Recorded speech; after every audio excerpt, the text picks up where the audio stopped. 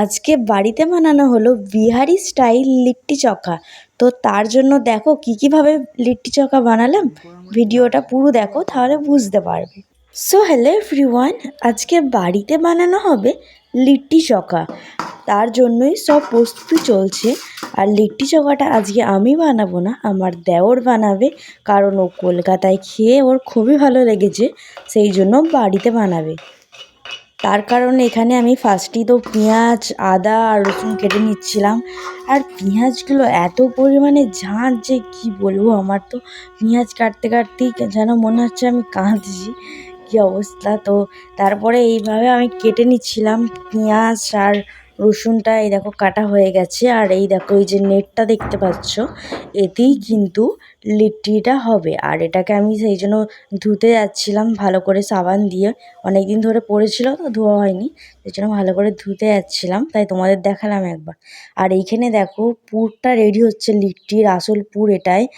ছাতু নিয়েছি, এর মধ্যে ছাতু, পেঁয়াজ, কাঁচা লঙ্কা, আদা রসুন কুচি, ধনেপাতা, তারপরে জোয়ান, নুন পরিমাণ মতো দিয়ে এখানে দেখো। তারপরে লিট্টির জন্য আটাটা আমার শাশুড়িমা মেখে দিচ্ছে।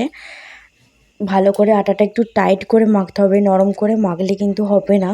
তারপরে এই যে আমার দেওর ওই পুরটা কিন্তু দিয়ে দিচ্ছে আটার মধ্যে। আর লিচিগুলো একটু বড় বড় সাইজের কাটতে হবে। ফোনে হয়তো ছোট লাগছে, কিন্তু অনেকই বড় বড় সাইজের লিচিগুলো হয়েছিল, কাটতে হবে।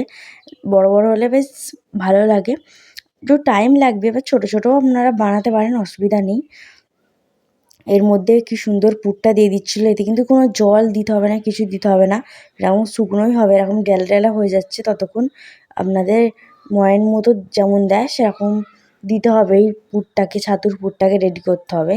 তারপরে একে একে সমস্ত পুর দিয়ে রেডি হয়ে গিয়েছিলো আমাদের লিট্টিগুলো। এগুলো কিন্তু বেশ বড় বড়ই হয়েছিল। তো আপনারাও এইভাবে বানিয়ে নেবেন ফার্স্টে।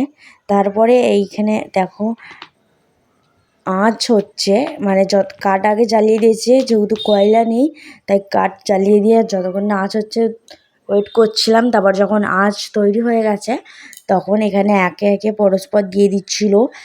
আর বেশি জাল দিলে কিন্তু পুড়ে যাবে, তাই বেশি জাল দিয়ে চলবে না, আঁচে দিয়ে এটা করতে হবে।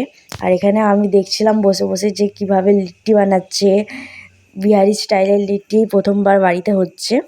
তো তারপরে একে একে পাল্টে পাল্টে কত সুন্দরভাবে করে নিল, দেখো কত সুন্দর লাগছে। এটাকে ভেজে নিলেও হবে, কিন্তু আমরা এইভাবেই খাবো, ভাজবো না।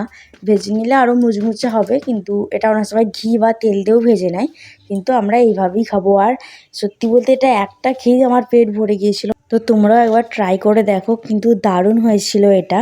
আর এখন আমাদের কিন্তু সমস্ত লিট্টি কমপ্লিট। আর চকাটা বানানোর জন্য কিন্তু আলু সেদ্ধ, বেগুন আর টমেটো পুড়িয়ে নিতেও পারেন, কিন্তু আমি সিদ্ধ করে নিচ্ছিলাম। সিদ্ধ করার পর নুন, লঙ্কা, কাঁচা লঙ্কা, তারপরে ধনেপাতা, সামান্য লেবু দিয়ে ভালোভাবে, আর রসুন পুড়িয়ে নেবেন বা ভেজে নেবেন, নিয়ে ভালো করে মেখে নিলেই ব্যাস রেডি হয়ে যাবে।